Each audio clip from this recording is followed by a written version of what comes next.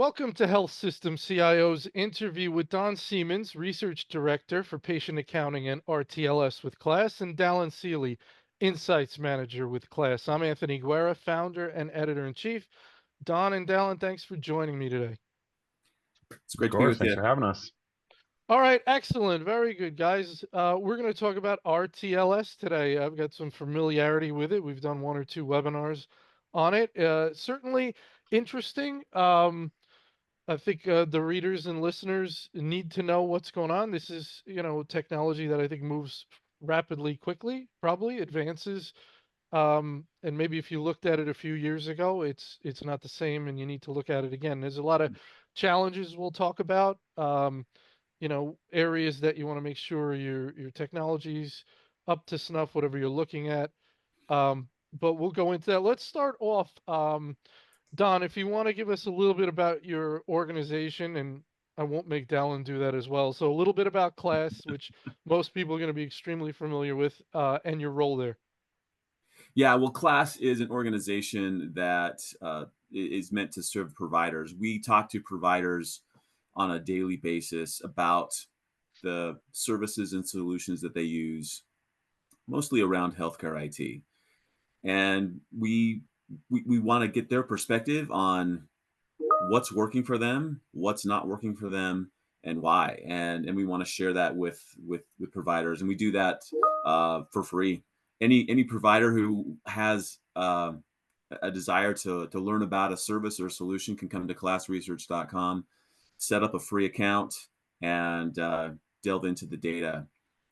And that's what we do. My focus is on, as you mentioned, RTLS, and on a lot of patient accounting type of services, patient financing for the most part. And it's a really interesting place to be, a really interesting job. Get to talk to people who want to improve healthcare, and it's going to be part of that.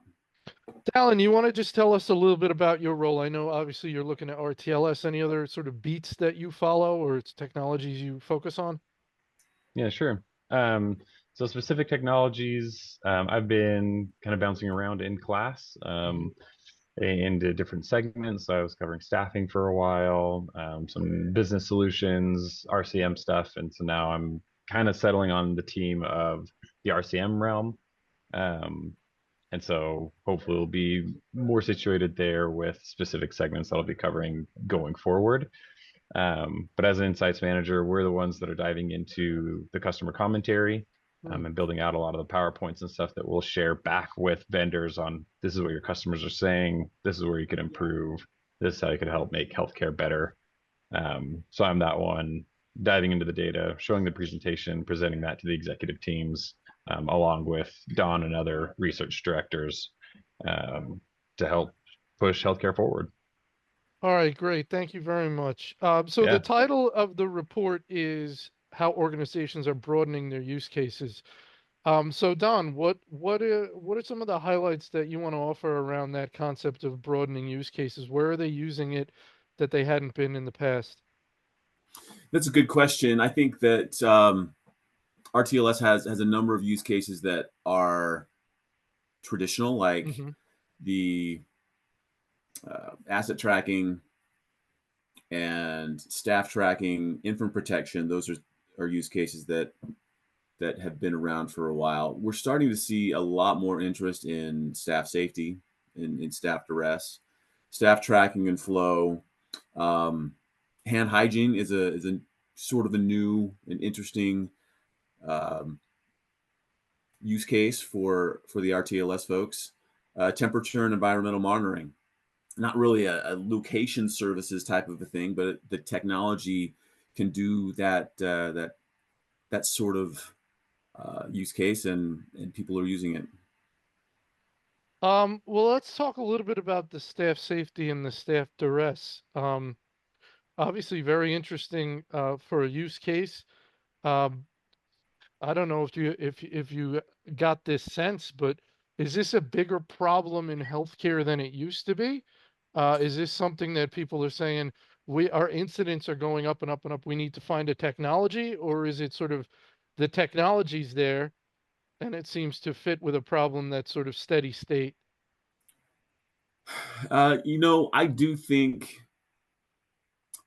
I have a sense, and I'm not necessarily saying that this is what the data is saying, but in the conversations that I'm having with providers and in the conversations I'm having with vendors, vendors are seeing a lot of interest in this, in staff duress, and almost to a person. When I have discussions with providers who use RTLS, almost all of them are using it for staff duress, Hmm. for emergency type of buttons. That's really interesting, and it certainly is a way to communicate to your employees that you care about their well-being, right? I Well, I think mean, that, yeah, what one of the interesting things that we're finding is as we talk with providers, there used to be some reticence with staff tracking, with using these RTLS beacons and tags to track staff. People felt like it was maybe an invasion of their privacy, mhm. and that's going away a little bit due to this problem. Um,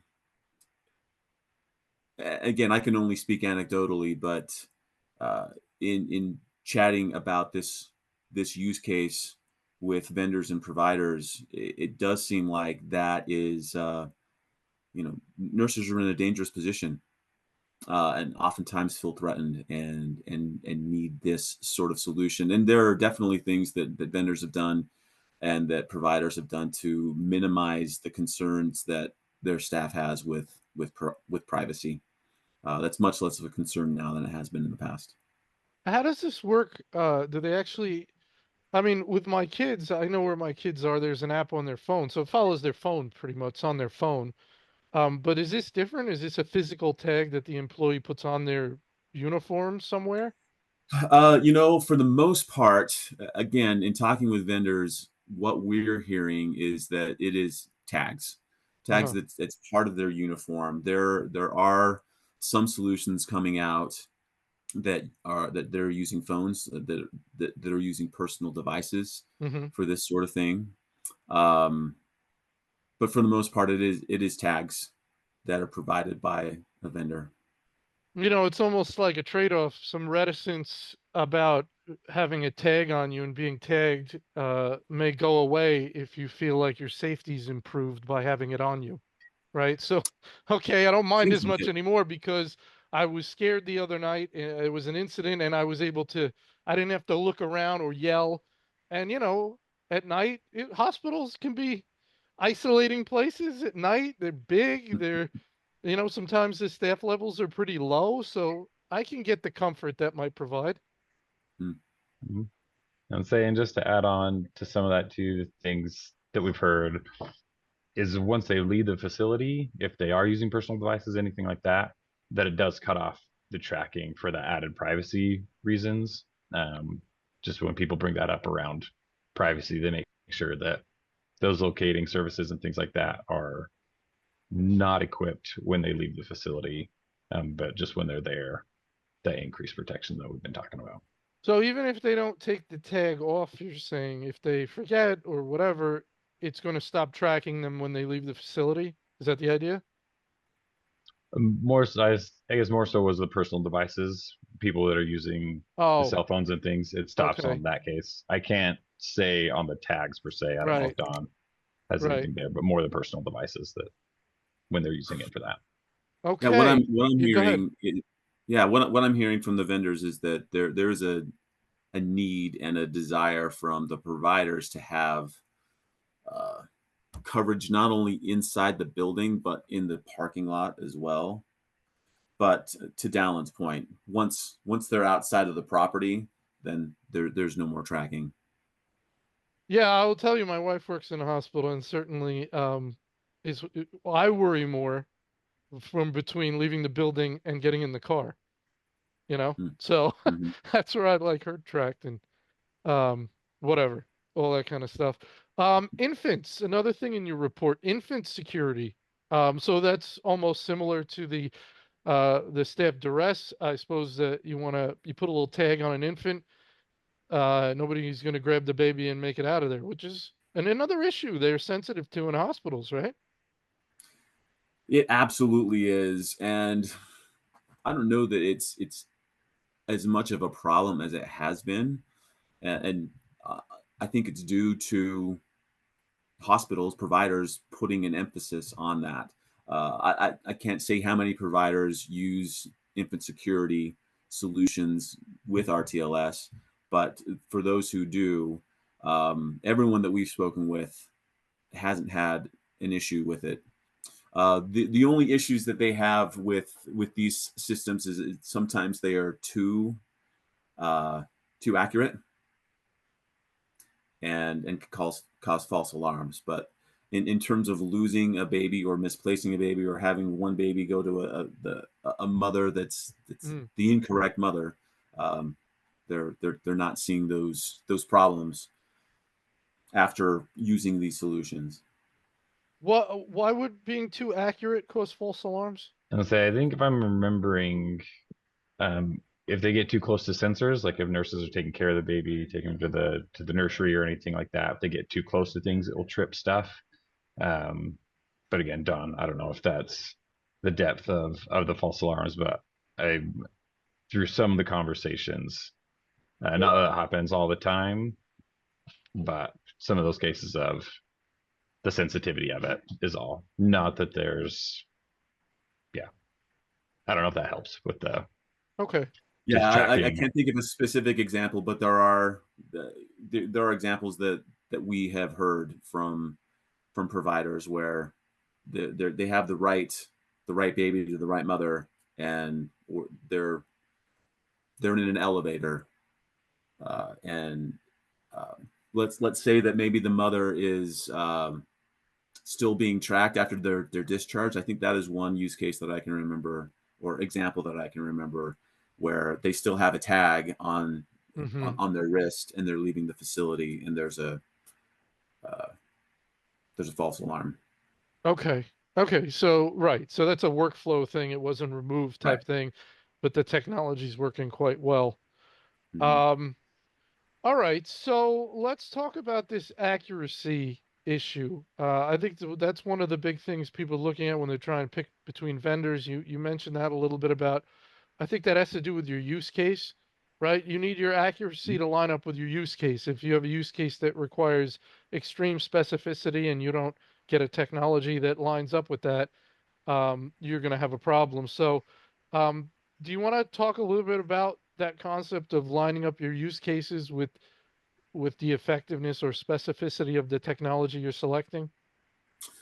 That is a really good question, and that has been a limiter from my own perspective as I've looked into RTLS and how people are using it, where you've got certain technologies that are very accurate, but they're also very expensive because you have to have a number of tags, a number of beacons. You have to have a lot of the technology hardwired in place to be super accurate. So you've got technologies like ultrasound, technologies like infrared that need to have that it needs to be wired into the system.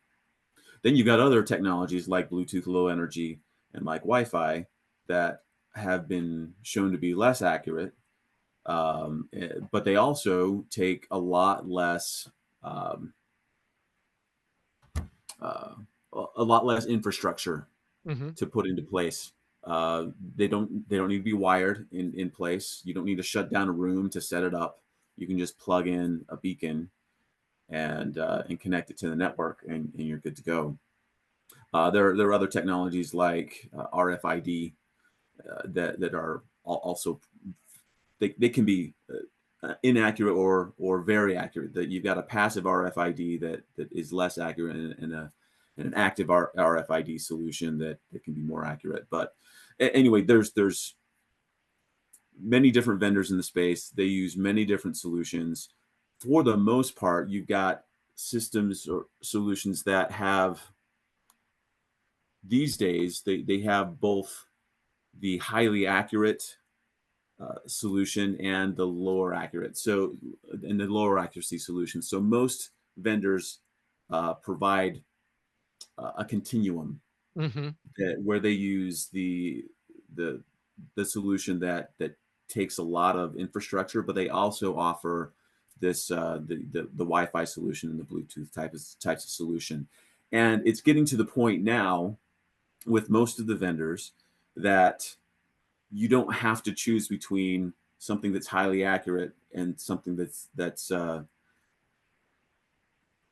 easy to install. Mm-hmm. So if you have a use case that needs both accuracy and wide use, you can combine those two, and vendors are starting to combine multiple technologies to match that use case. And that's not something that we saw 5 years ago, but it's definitely something that is that's being promoted, at least within the last year or two. Dallin, anything you want to add on that? Just on the accuracy piece, the use cases, a lot of it is the asset tracking, obviously infant protection and staff duress, especially staff duress. At least in some of the conversations I was having, making sure that we know exactly where the nurse is or the provider is if there is a situation, rather than having the broad level view of, well, we know they're on level 3, but we don't know what room or we don't know where at. And so really honing in on the asset tracking, mainly for time saving and efficiency for workflows and nurses. They need to find a piece of equipment and they know exactly where it's at and go right to it, grab it, use it.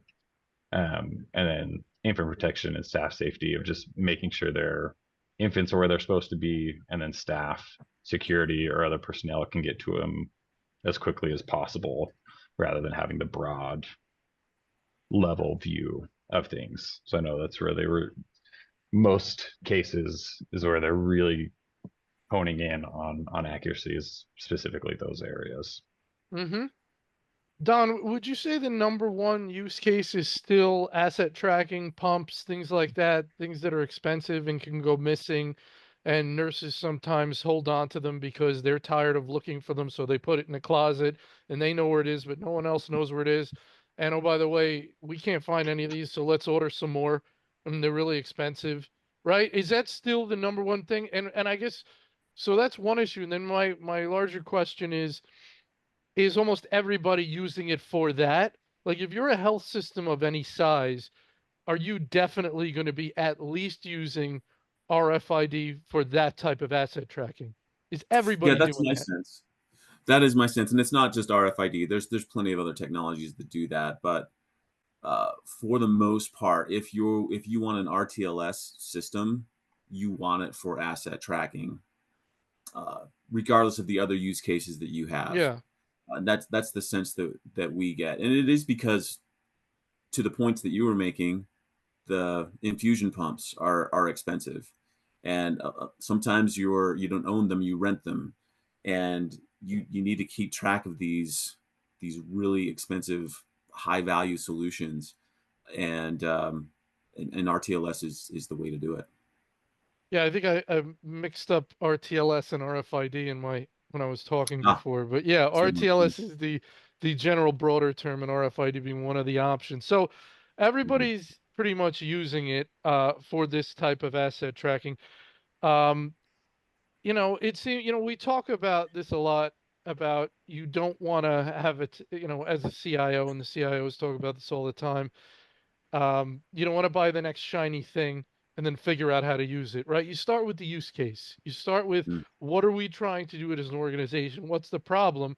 And then let's find the technology. And that has never seemed like a better uh, plan than in this case, because Mm. there are so many options. There are so many ways to go, so many vendors, so many different options in terms of the specific technologies, that you really need to have your use case first and then do your research and find what's appropriate. Does that make sense? Yeah, it does make sense. In speaking with various providers who use various solution providers, there's uh, some organizations are a great fit for specific vendors, and a similarly sized organization may not be the right fit for that vendor. There's again, lots of technologies out there, lots of vendors out there, lots of third-party resellers out there who are involved in this, and uh, so yeah, that is the right advice that that a CIO should take is focus on the use case first, and then figure out what organization is going to help you with that use case, and hopefully KLAS research can give you Yeah. some data that will help guide your decision.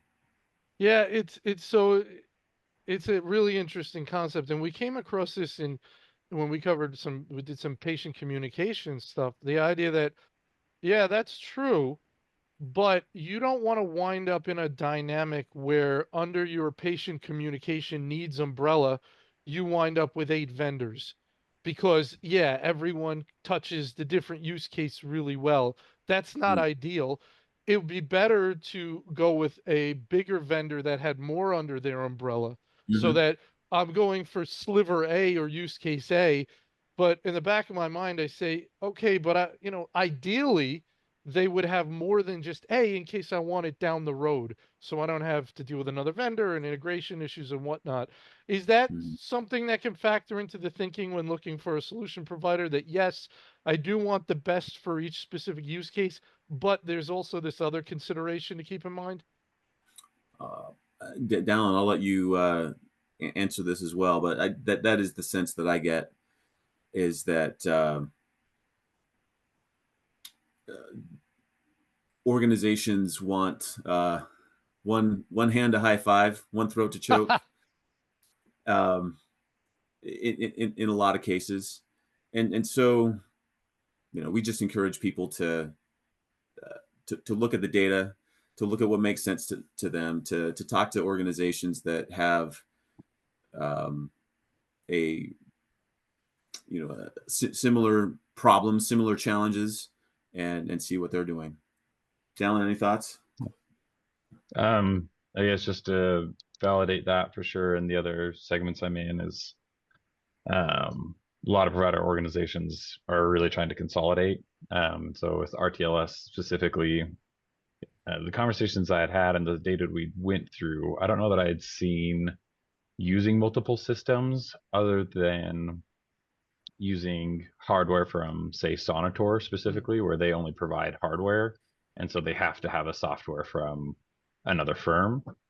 Um, but that was really the only case. It wasn't like, oh, we've got 4 RTLS vendors all doing different things. They typically have the one or hardware from one, software of the other. That's probably the most complex it would get in terms of number of vendors.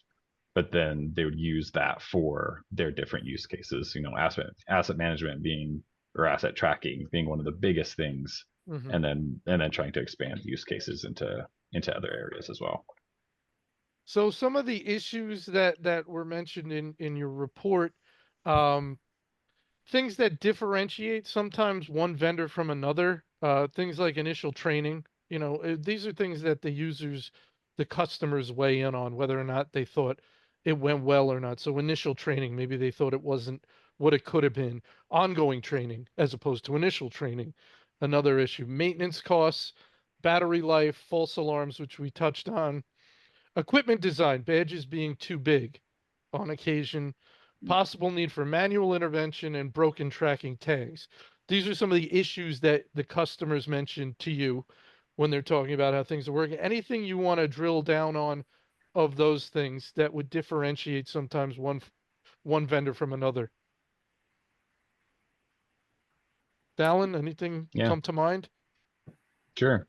Um, the battery life is something that they're all well aware of, and something that they're working on improving, at least when having conversations with the vendors. Um, and when it comes to the badge sizes, the things that were coming up, um, nurses have a lot of things attached Mm-hmm. to, their uniform and things like that, and so those are things that they've also been getting, the vendors have been getting back from their customers, and things they're trying to streamline, make a little more comfortable, easier to wear. One of the more unique things were some of the buttons. Mm. um, wearing it around and doing normal workflow, workday stuff, they'd be hitting buttons constantly. And so that's something they're also going to be trying to improve to where they won't have those false alarms. They won't have those buttons pushed just from doing normal everyday work things to hopefully mitigate any sort of false alarms and stuff like that. But yeah, so a lot of these we've been able to push back to the vendor of, hey, this is what people are saying. And a lot of them do have plans for, yeah, we know we need to make these smaller, easier to handle, be better to work with, less false alarms, and definitely the battery issue of, okay, how do we work with that so we can power it, make sure it's working, but that it lasts a little bit longer. We don't have to constantly change them, or at least have an indicator of, hey, the battery's low, let's change it, versus currently that was one of the complaints is there's not even an indicator. Whereas most electronic things these days, it's like, hey, like my watch, for instance, hey, you're 10%, you need to go charge it or whatever. And so working on things like that as well. So it's easier to maintain and to know when you need to change batteries versus, oh, this is dead. It's not even communicating with the system, and I'm only now finding out, and who knows how long that's been. And so they're working on making sure that's easier to maintain and always up to date. Very good. Don, did you want to jump in?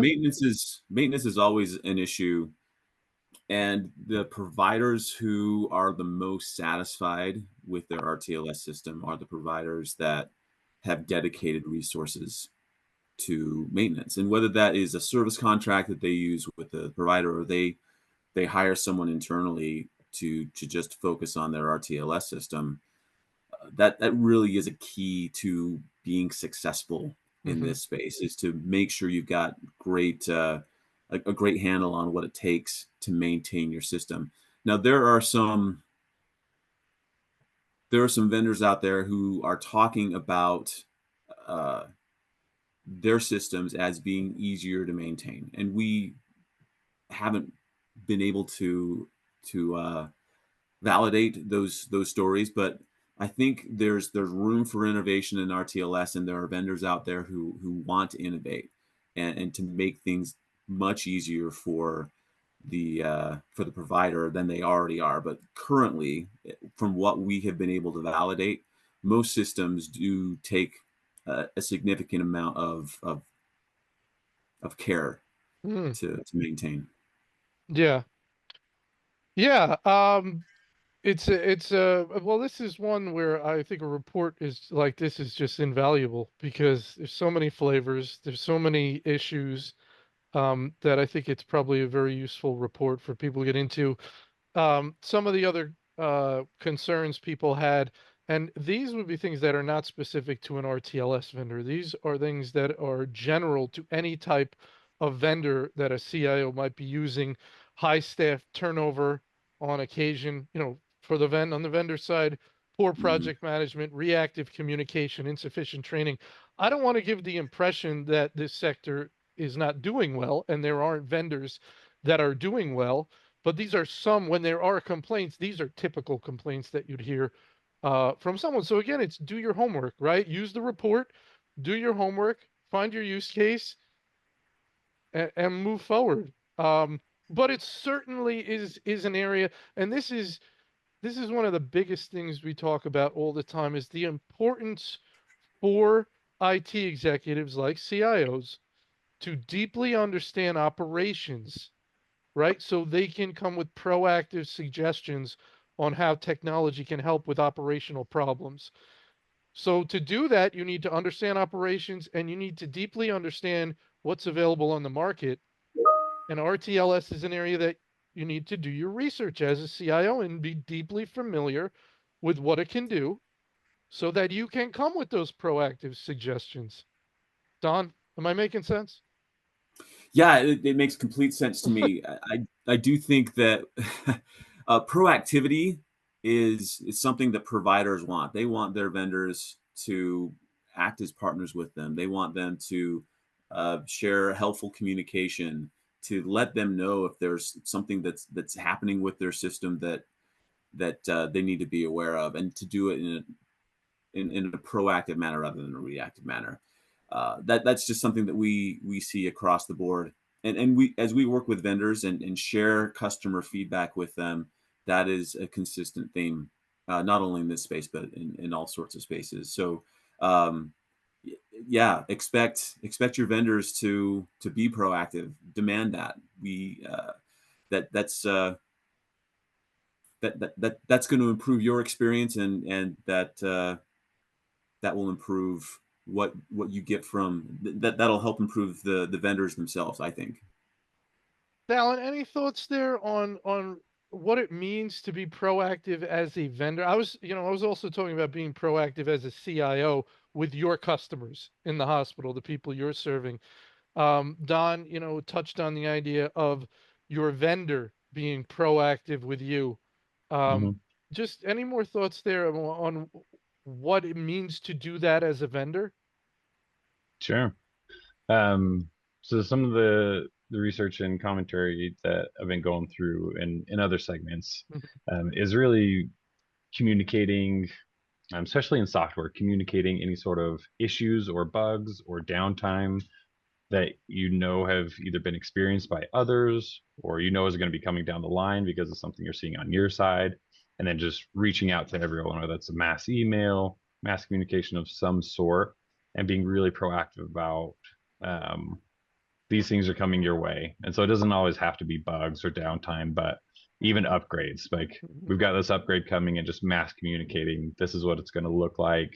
Need additional training, please reach out to us. If you have new people, please reach out to us. Let's get them trained up. Let's make sure everyone is all good and streamlined, or we're not going to have any issues. And so just looking ahead of like, where could problems be coming from, whether that's Mhm. on our side and bugs or on their side, like, we need more training, or what is this upgrade and what does it look like? How's it going to affect our organization? And then just being on top of that, communicating. And then on the partnership piece, really doing everything you can to meet their needs. It's like, when their success is your success, that's where we find, the equal success of both organizations and their relationship and their customer satisfaction, both providers and patients. Um, so those are some of the things that I've been seeing in the research and stuff that I've been doing, if that helps answer the Yeah, for productivity sure. question. All right, we're about out of time, but again, I just want to touch on this theme of, as a CIO, you need to educate yourself on the market. You need to know what's out there. Things are changing all the time, and you need to be in a position to know what's up. And RTLS is a very intricate area that is moving quickly. And I'm not trying to sell your report, Don, and I don't think that CIOs pay for it anyway, right? But You don't. It's they don't free. pay for it anyway, but Mhm. you need to sit down on your patio on a nice day with the RTLS report, because your CEO or the board, maybe someone's going to ask you about it, and you need to know what's up. So Don, any final thoughts, and then Dallin, I'll kick it over to you. I just think it's a really interesting space. I think that there's definitely some innovation going on in the space, some new ways of thinking that and that make it easier to apply the use cases that you want to apply. Hmm. I think in the age of AI and data, there is so much data that can be gathered from an RTLS system. It really is an untapped resource, and we're starting to see Yeah. some efforts from the vendor side. And again, we need to validate it on the provider side, but some efforts on the vendor side to use or to help organizations use their data for better processes, better workflow, to Huh. really just improve what's You know, happening on the clinical side and on the operational side. So there's a lot of movement in the space. It's really interesting, and there's going to be more information coming from KLAS in this regard over the next few years. that's a really interesting point, Don, about how, AI, before collecting large amounts of data, and then you had to figure out what to do with it. But that's one of the things AI really helps you with, right? Now, if you collect the data, you throw some AI at it, and now you can get some information out of it. So, a very good point. Dallin, any final thought? I guess just on the idea of innovation, or I feel like it comes from both sides. So obviously the vendors looking at ways to improve things for the providers, but as the providers get into it, use it for their use cases, they can also spark a lot of innovation themselves. Like, man, I would love for RTLS to do this thing, Mm. and then be able to communicate that back to the vendor. So it's just kind of a reciprocal innovation of moving forward and really progressing, since they're front lines using it, and having those insights. And so I think in that case too, as they're using it, they could really help push it forward and not leave it all to the vendors to try and come up with all the Yeah. new unique use cases and things.